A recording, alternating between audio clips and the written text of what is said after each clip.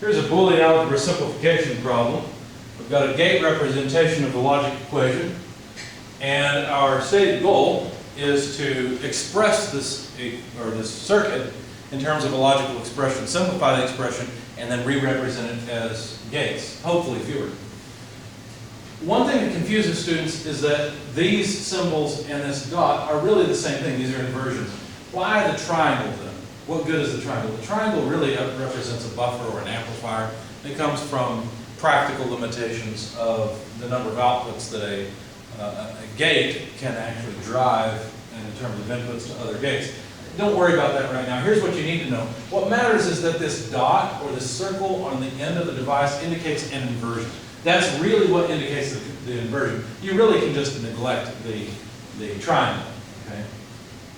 So what that really means, oh, and by the way, I've got ABC here and BAC here. They're the same signals. It's just sometimes more convenient to copy them.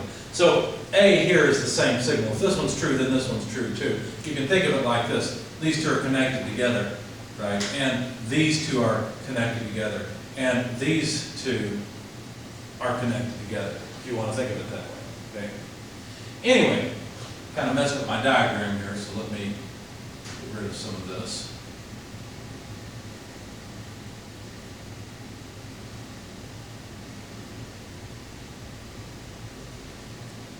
So there are the signals that we need in order to change our circuit and hopefully simplify it a little bit, right? That's really our goal. So notice that there are inversions at the end of this gate. This is an OR gate, so that would make it a NOR gate, a not OR gate. This would be a NAND gate, a not AND, another NOR, and an inversion. So let's see if we can express this in equation form. Let's see, we've got A with the inverse of B and C inverted. So how would that go? Well, let's see, it would be something like this.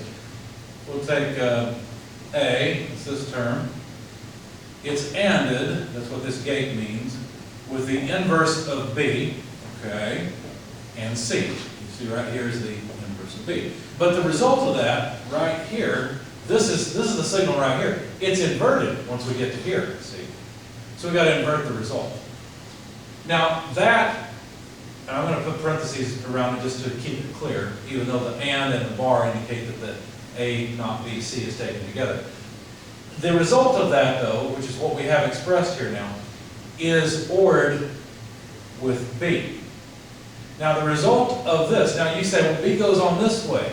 That's true, we can write it elsewhere, right? This is going to be an AND gate much later on. All I'm trying to do right now is represent the signal now at this new intermediate point. See, I've got this term, which is right here, ORed with B, and that's the signal right here. But the result, once I get to this side, is inverted. So I have to invert again, you see. But notice this inversion is above the OR B as well. But then it's inverted again. So I just draw another line, you see, because now I'm representing the signal at this point. And it's this signal here on this wire that is ANDed in this gate with B. Well, that was easy. And with this term. What is this term? Well, it's A ORed with not C. Let's write that. A ORed with not C. We'll keep track of this. That's the signal right here. Inverted and then sent into the AND. So there's the expression for this gate circuit.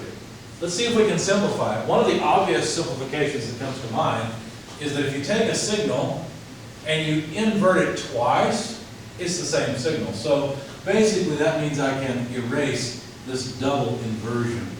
And that property is, it's on your sheet, it's a complement property. Okay, so A double inverted is just A. So this whole thing would be an A or a digit, a binary digit. Okay, so what do we do now? Well, this is a problem that begs for De Morgan's theorem. So De Morgan's theorem is how you simplify these expressions once the whole expression is being inverted. So if you look at De Morgan's theorem for this term, then it would be written as A inverse and C double inverse. Now, notice that I have kept the parentheses. You have to be very careful here.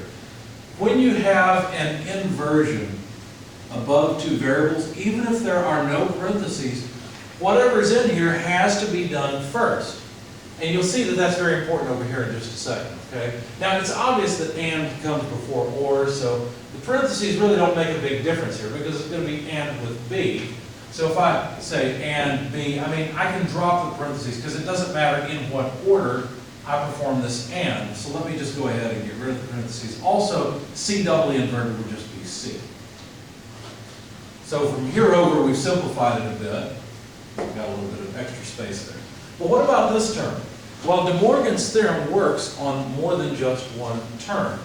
The way I think about this is that the symbol comes up, breaks the bar, and bounces back down as the opposite symbol. And that will work here too. So if I take this term, allow this symbol to go up and break the bar, I'll have A inverse or B double inverse. Let this break the bar, or C inverse. Okay? So now I have used De Morgan's theorem properly on this three-term expression. Now again, a double inverse is the same thing as the variables. There we go. Now you see why the parentheses are important. If I had left it like this, without parentheses, trusting that that bar would indicate that all this is done together first, look what we've got. This would be understood to happen first, because it's an and expression which has to occur before ors. But because I was careful and kept my parentheses, I remember that these three terms need to be ORed together before anding with B. So what do we have here? Well, we have terms, let's see, B and not A and C, that need to be distributed inside. So let me move over just a little bit.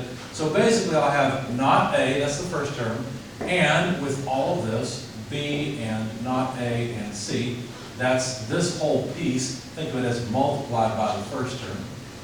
Or B, because the B comes from right there, and B and not A and C. So again, notice that I've got the same multiplier, if you want to think about it that way. It takes care of this term and that term. And then finally, the not C. So or not C and B and not A and C.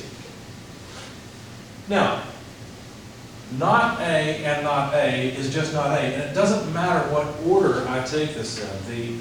The fact that the order doesn't matter is the associative property. So really this is not A and B and C. It's the same thing, but not A and not A is just not A. You see. Also, B and B is just B. Not C and C, well, what's that? Well, I'll put those two together, not C and C, and B and not A. This is just 0. 0 and with anything is just 0, so the whole term there goes away. Now look at what I've got. I've got not A and B and C, or with, let's write it in the same order, not A and B and C. This is like a variable ORed with itself, isn't it? So the result is just a variable. Not A and B and C. So can I make a circuit that's a little bit simpler? Well, yeah, I think I can. In fact, it would fit in this space and take quite fewer gates. All I've got to do is take A, invert it, take B, take C, and run them all into a single AND gate. So I don't need all this mess. All I need is one inversion instruction, or one inversion gate, and one 3-input AND gate, and I'll have the exact same output X that I have for this representation of the circuit. So this is great because it saves us a whole lot of gates and a whole lot of wiring. If you ever wanted to actually make this circuit, you just saved yourself a whole lot of wiring time.